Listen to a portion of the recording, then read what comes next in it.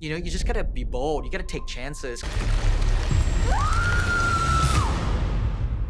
I really wasn't going to make a dedicated review. I wasn't gonna do it, but I have thoughts. Several of them, in fact. I need to get them out of my head so I can move on with my life so that this movie doesn't consume every one of my waking thoughts and also possibly my dreams. Also, yes, I got my nails done. Thank you for noticing. I always feel so fancy when I get them done, and I got them done black because I'm a spooky girl. Sorry, tangent. So as always, I will start out with some fun facts about the movie, and then I will move on to my spoiler-free thoughts, and then I will get into the plot breakdown, because this is a movie that I think actually demands that we go point by point and talk about everything. But to start out, fun facts. The Seattle Underground is a tour that's featured in this movie, and it is a real tour you can take in Seattle in real life. James Wan has clarified that this movie is not based on his graphic novel Malignant Man, stating it's definitely not a superhero film. Malignant is an original thriller not based off any existing IP. He said, "You don't know anything yet." This movie was originally supposed to be released last year, August 14th, 2020. One of the posters for Malignant features a woman's head with her face completely missing. This was heavily inspired by the 1989 Polish film called Interrogation. And finally, this was the first time James Wan has returned to direct a project since The Conjuring 2 in 2016, which, God bless, good for him. Recently, I took a bit of a hiatus from this channel. I didn't post for like 20 days or so during the last leg of my trip in Europe, and it just reminded me that when it comes to creativity, the necessity of rest is so underrated. You can't just keep going, and the bigger the project, the more rest that you need. Because James Wan has kind of been carrying the genre on his back for this past decade, beginning with Insidious. And then of course he did Conjuring. I believe he was a producer on Lights Out. This man has just been going nonstop. So he took some time off from directing, he rested for 4 years, and then he said, "I'm back, bitch, and you're gonna know about it." We will have some more fun facts later, but those contain spoilers, so just hang tight for now. Because now, what the whole wide world of horror has been waiting for,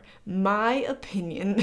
First and foremost, I need a hit of whatever James Wan was smoking when he came up for the concept of this movie. It's so weird, and James Wan, you are a freak. I love you for that. I thought maybe people were overhyping the weirdness a little bit because, I don't know, I feel like I kind of have a weird taste, you know? I'm a weirdo. Because I feel like I have kind of a unique taste, so I was like, okay, let's just see if this is really as weird as everybody says. And it is. Yeah, it is. There are still some pretty standard cliches littered throughout, but they feel kind of intentional, and oh mama, the storyline, you might think you know where it's going, you don't. Even though there are so many subtextual clues, like so many. I need to give this movie a rewatch. There are so many subversions and times where you think you know what's going on, and then James Wan goes, "Stop trying to figure me out." At first, to be honest, I didn't like the movie. The opening scenes are really hard to get through, and then beyond that, it feels really cliched. It kind of feels like a regurgitation of a lot of James Wan's old films, as well as kind of copying a little bit of style from some other popular directors. The opening is just hard to get through if you're a sensitive person. I don't want to really go into it at all because I just feel like you need to go into this movie as blind as you possibly can. But those scenes ultimately do serve a purpose later on in the plot, and all of those loose ends are tied up. And also I do feel like they are effective horror scenes. For me, the reason why I didn't like it at first is because it doesn't really get good, in my opinion, until after about the first 30 minutes or so, when James Wan breaks completely free of all of the common tropes he usually uses in his movies. Because I was getting a little bit fatigued with how cliched it was, and to some extent a lot of that was intentional. I just feel like that kind of dragged on for a little bit too long before we actually got to the good stuff. Because I just kind of want to run through all of the things that I noticed just within like the first 30 minutes of the movie. There was a scene that was extremely reminiscent of Midsommar. I guess I'll have to do kind of like a side-by-side of Malignant and then Midsommar, but it's this overhead shot where you can see over the walls and the characters are moving through them. You get a lot of Insidious vibes with the house that they're in, and particularly with the opening when you think the movie is doing one thing, but again, like I mentioned, he subverts expectations in like the best way because, you know, it's not what you think it is. And it's kind of interesting because I was thinking to myself, oh my god, oh no, is James Wan like a one-trick pony? Has he gotten bogged down by the years and years of Insidious and Conjuring movies he's made? And then nope, but we will get there. The opening credits of the movie also gave me Saw vibes. I don't really know if it was the music or kind of the experimental, gritty kind of a tone that all of the footage had. There were a few scenes that were very reminiscent of Lights Out. I don't know if it was just like the rows of lights that were giving me those vibes, but they were there. A lot of it has has the same lighting scheme as The Conjuring 3 and Invisible Man, which I adore. But also at other moments of the movie, there's this really fun, just completely colorful giallo. Oh my god. I did not think I would beef the pronunciation of that name so hard. But as those old kind of classic Italian slasher vibes as well with some of the lighting schemes in certain scenes. There is also a voice in this movie that very much reminds me of Saw, but I will say no further on that. So it's cool to see where a lot of the artistic choices came from, how James Wan even kind of inspired himself with some of his old work, and it's kind of clear to see what other directors he admires, which is cool. So the style I love, and the story I really liked as well. It's insanely weird and my kind of vibe, which we will get into the specifics very soon. I give it 4 out of 5 stars on Letterboxd, but there are some negatives about the movie that I want to touch on before we get to our plot breakdown. A lot of times the music kind of just makes no sense to me. I'm aware that this movie is self-aware and it's trying to be campy and kind of cheesy in certain regards, but at times I felt like the music, the soundtrack really didn't make any sense. It just didn't really feel like it fit the tone of the movie a lot of the time, but I feel like I remember really enjoying the score. It was just the soundtrack that was really weird at certain points, and music is so important. It can really make or break a scene. Also,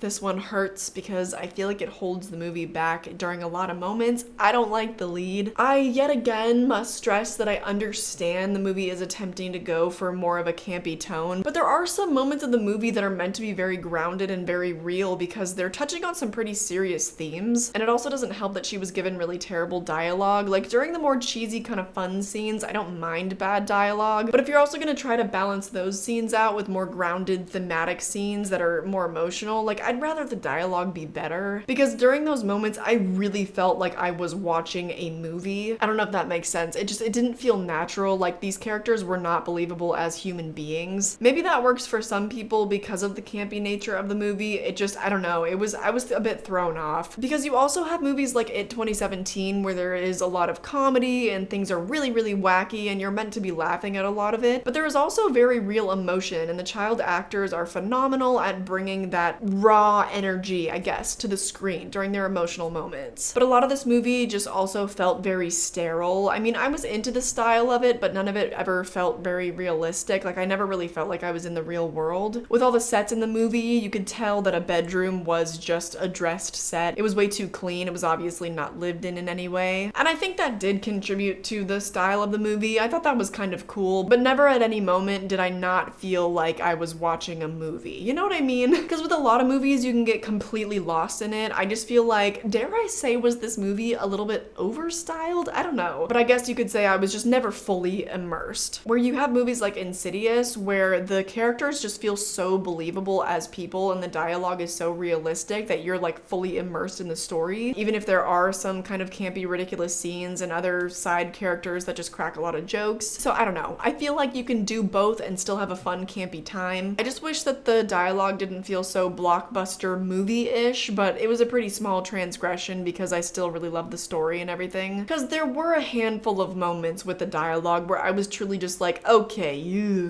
I personally feel like James Wan is above such cliches, but go off, King. The lead's performance was really the only person that I feel like I had any issue with. The rest of the acting wasn't phenomenal by any means, but it was fine with it. Like I never had a problem with it. And maybe the movie would have been too dragged down by a realistic emotional performance, but like I said, I feel like you can have both. But I don't know, James Wan is smarter than me. Speaking of actors though, one of my favorite actors in the movie was this man. I would like you to take a guess at how old this man is, because however old you think he is, you're wrong. You're probably thinking, oh, late 20s, early 30s, maybe. Wrong. He's 41. I don't know what business he has looking this good at 31, but that's a totally weird digression. We are here to talk about cinema, not my strange attractions. So without further ado, I think if you haven't seen the movie yet, you should probably click off. Unless you were too scared to watch the movie by yourself, then I'm gonna give you the whole plot breakdown. So win-win. But if you want no spoilers, please click out of this video, and I highly encourage you to do so, because I went into this movie as blind blind as possible. I didn't read any synopsis, I didn't watch any of the trailers. The only thing I knew about this movie was James Wan directed it, and the poster looked like this. And with that knowledge, I just went in blind and a little stoned, and it was an experience. So let's get into some spoiler-filled fun facts, and then we'll get into the yummy, nummy, juicy plot breakdown. Oh my god. Why do you guys still watch my content? The scenes where Gabriel walks or runs were actually performed. It was not CGI. This was done by a Ukrainian actress named Marina Mazepa, who plays him. She's a professional dancer and contortionist. She was actually featured on America's Got Talent, which is really cool because I remember there was another guy that starred in Scary Stories to Tell in the Dark, and he came from America's Got Talent as well. Okay, I'm about to get a little bit scientific. So the reabsorption or parasitic twin theory would not be viable if the twins were fraternal, as they remain completely separate from each other, because each twin occupies its own gestational sac. And since Gabriel and Emily are depicted as boy-girl twins, they would be fraternal, which implies they could not be parasitic. But that's not science that I want to hear right now, Dr. People. Just let me have this. Please do not use that clip out of context. We support science on this channel. Dr. Weaver explains that Gabriel is a teratoma, and also in the third act, he refers to himself as a monster. Etymologically, the prefixes terat and terato and teras mean monster in Greek, and the last part of the word, the suffix oma, means tumor. The name of the film also refers to the medical name for a type of cancer, which when untreated can lead to death. And apparently Dr. Weaver makes a remark about this in the beginning of the film, but I don't remember if they ever actually said the title of the film in the movie. I don't think they did, because I always do the Leonardo DiCaprio meme, you know, whenever that happens. And I know I didn't do that last night during my viewing. So if I missed that, my bad. But anyways, plot breakdown time, and boy, do I have some thoughts. In 1993, Dr. Florence Weaver and her colleagues Victor Fields and John Gregory are treating a psychiatric patient named Gabriel at Simeon Research Hospital. Gabriel has special powers like controlling electricity and broadcasting his thoughts via speakers. One night, Gabriel turns violent and kills several staff members of the institution. Sorry, gonna interrupt and get a little bit ahead of myself with this one. The whole electricity power thing is a little bit confusing to me still. I wish that it served a little bit more of a purpose rather than just being a horror element of the movie. Although I do understand that it is how he communicated, and they needed him to communicate in some sort of way that wasn't tied to Madison, otherwise that would have given away the twist reveal too soon. But the logistics,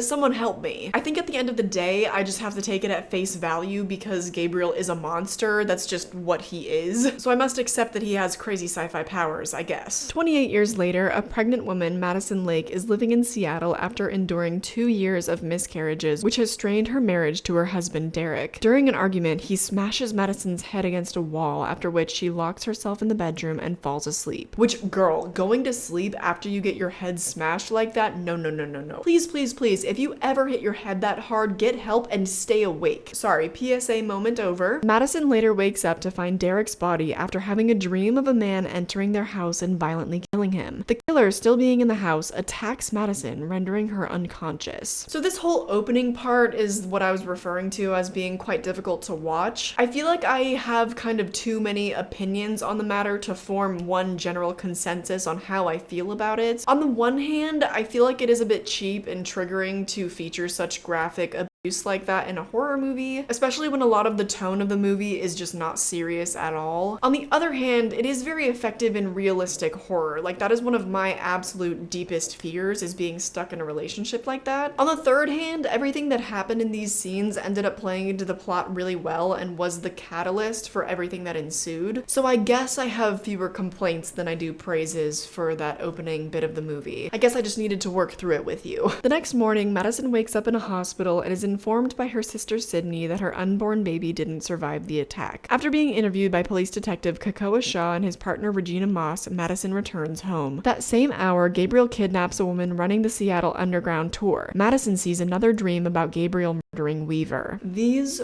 murder scenes. So funky fresh. Oh my god, the little, that reminded me of the Good Soup TikToks. If you guys aren't on Good Soup TikTok yet, please get yourself there. I don't know why it's so funny, but it's just Adam Driver is sitting there eating soup and he goes, good soup. Sorry, oh my god, I distract myself. Getting back to those murder scenes. I love how confused I was. At this point, I wasn't quite obsessed yet, but I was utterly absorbed by the style of these scenes. They were just so visually stunning, and I think such an excellent misdirect as well, because initially I thought that she was having nightmares. I feel like they captured dreams in such a way that hasn't been done so accurately in a movie before. Like the moving walls, how you can kind of recognize the space that you're in, but nothing actually really has form. But of course they weren't dreams, because with James Wan, nothing is as it seems. Look at me rhyming and shit. During their investigation, Shaw and Moss discover a photo of Madison as a child in Weaver's house and learn that she specialized in child reconstructive surgery. Madison and her sister approach the police after Madison witnesses Gabriel murder Fields. Gabriel contacts Madison, causing her to remember her past. This is when I wasn't quite hooked yet, but I was like, okay, you have my attention. And also that voice. Fake mother gave you the name. Reminds you of Saw a little bit, right? She and her sister visit their mother to learn more. Madison realizes that Gabriel wasn't her imaginary friend, but someone real with whom she had talked to during her childhood. Shaw finds a link between the doctors and Madison, which leads him to discover Gregory's dead body. Which this chase scene, oh my god. It went on for a little bit too long. It kind of reminded me of Hot Rod. You know when he's just kind of dancing in the forest and then he falls down the mountain for like 5 minutes? You're just watching this freak do gymnastics to seemingly no end. But it's cool because it's exhibiting his powers and you're like, wow, okay. Then the detectives enlist the help of a psychiatrist in hopes of unlocking Madison's memories. Madison recalls that her birth name is actually Emily May and that Gabriel wanted her to kill her unborn sister. She almost came close to doing it but was able to stop. The police then arrest Madison when the kidnapped woman falls from the attic in her home, revealing that Gabriel was living inside her house. It's later revealed that the woman is Serena May, Madison's birth mother. Sydney then visits the now locked Simon Hospital, which I have to interrupt because girl, what?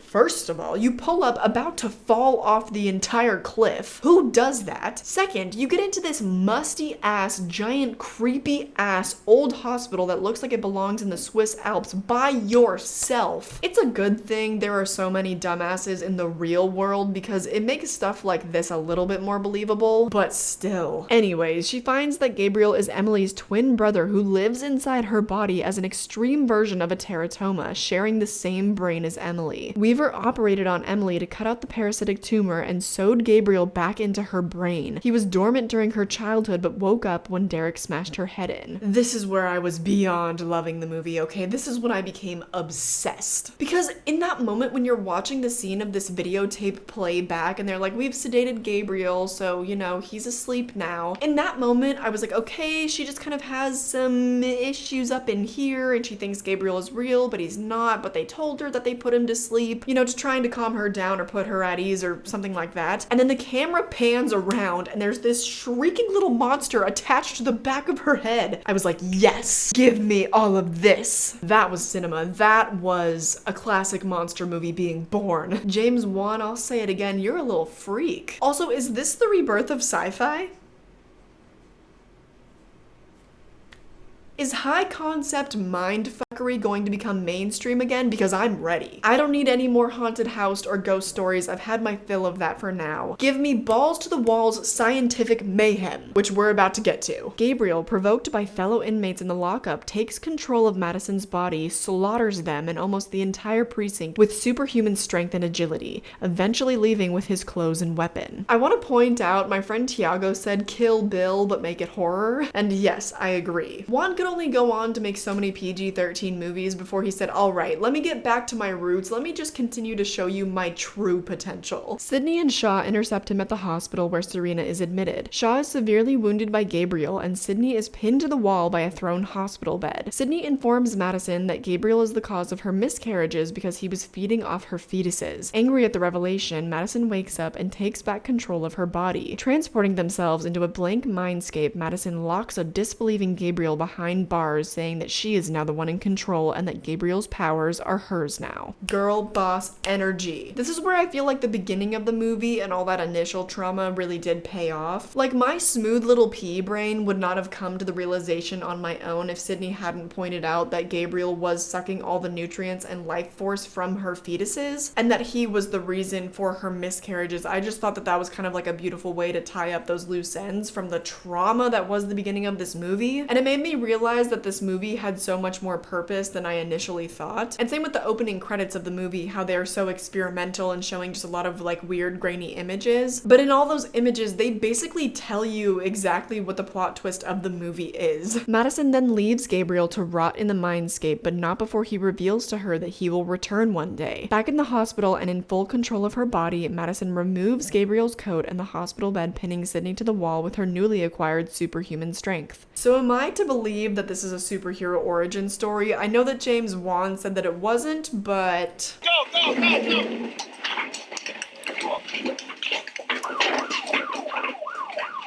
You know, you never know. The film ends with a crying Madison hugging and stating to Sydney as medical assistants approaches them that even though she was adopted and thus not related by blood, she was her sister all along and proud to be so. That was cheesy, didn't like that. I felt like it was just a little bit too easy, I don't know. And fun fact, I am adopted, so it was cool to have a main character in a horror movie that I related to. But for me, that whole message was just like a bit too obvious. But I guess if you're not adopted, maybe that's not something that you would understand having to come to terms with. Like, I would like to know what it's like to interact with somebody and have a relationship with somebody that I have an actual biological connection to. But my family is my family. Like, I belong with my family. Like, DNA does not matter at all. But also just the way it was presented, it was just so blunt. And I don't know, I guess some people need to be beat over the head with this stuff, but not me. It's a nice message though, it's cute, it's girl boss, it's a nice ending. But that's all she wrote for Malignant. I know I said that I have a lot of thoughts and I needed to get them out there, but I'm really making this video to see how everybody else feels and I just want to start the discussion. Well, not start the discussion. Everybody's talking about this movie. I'm like, oh my god, did you guys know this little underground director James Wan? Have you seen his new movie? But yeah, I loved it. I want to know what you guys think. I know that this one is also kind of polarizing, but it seems like the general consensus is that it's a lot of fun, it's really good. I won't ignore many of its glaring issues. I can see why this movie would not be for some people. Obviously, like the style of it, all the brutality and the gore, as well as like the cliches and the cheesy dialogue. Like some people aren't able to laugh with it. They're just turned off by that, you know? So that's okay, I understand that. But for me, it's definitely a new favorite in terms of James Wan's collection. I'm so glad he's taking risks, and I'm even more glad that this wasn't a disappointment because Candyman, woof. But let me know how you feel. If you're not up to date with what's going on in my channel, or if you're brand new here, hi. How are ya? I just started my Decades of Horror series, so I just released my top 10 horror movies of the 1950s. That was really fun. I dressed up like a 50s housewife and was drinking wine during the video. I mean juice, it was apple juice. And I think my next video for that series is going to be comparing the original House of Wax to the 2005 remake. That'll be a very interesting video, so I hope that you stick around and subscribe. I also do other dedicated solo reviews like this one for new movies that come out. I have a bunch of franchise series on my channel, like with Scream, Halloween, Child's Play, etc. I also do my little monthly wrap-ups so you can hear about every single movie that I watch every month. But you get it, you get the vibes. If you enjoyed your time here, I hope that you stick around. Okay, my job is done. Now it is time for you all to fight about this movie in the comments. Bye!